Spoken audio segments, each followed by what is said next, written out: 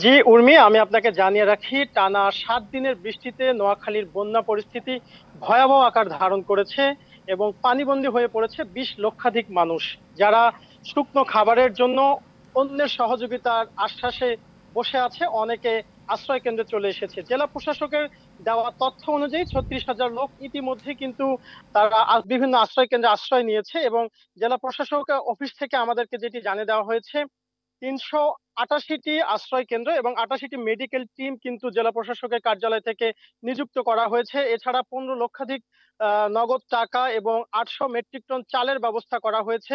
এবং পানি উন্নয়ন বোর্ড থেকে আমাদেরকে যেটা জানিয়েছে সেটি হচ্ছে যে আপনার আহ, যে খালগুলো আছে, যে খালগুলোর কারণে এই পানি নিষ্কাশনে সমস্যা সৃষ্টি হয়েছে, সেই খালগুলোর অবৈধ যে বাঁধ আছে সেই বাঁধগুলো কিন্তু তারা কাটার জন্য তারা বিভিন্ন জায়গায় যাচ্ছে এবং সেগুলো কর্তনের চেষ্টা করছে।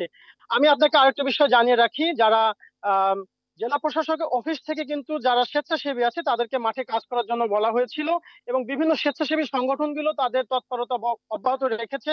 আমি সকাল থেকে নোয়াখালীর বিভিন্ন জায়গায় দেখেছি বেশ কিছু স্বেচ্ছাসেবী সংগঠনের সদস্যরা তারা সাধারণ মানুষকে উদ্ধার করছে এবং তাদেরকে শুকনো খাবার দিচ্ছে। আমি আরেকটা বিষয় আপনাকে জানিয়ে রাখি, সেটি হচ্ছে এই সুযোগে কিছু অসাধু অসাধু ব্যবসায়ীরা কিন্তু দ্রব্যমূল্যে বৃদ্ধি করেছে। এর মধ্যে যেমন নিত্য প্রয়োজনীয় জিনিস আছে, শুকনো খাবার আছে, মোমবাতি আছে, গ্যাস আছে, যেগুলো আহ, মূল্য বাড়িয়ে তারা লাভবান হচ্ছে, লাভ লাভ করার চেষ্টা করছে।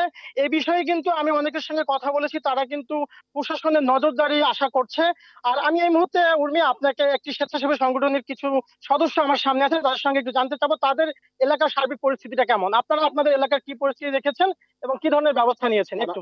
টানা বৃষ্টিতে আমাদের এলাকায় জলাবদ্ধতা সৃষ্টি হয়েছে এবং কি বন্যা পরিস্থিতি খুব খারাপের দিকে।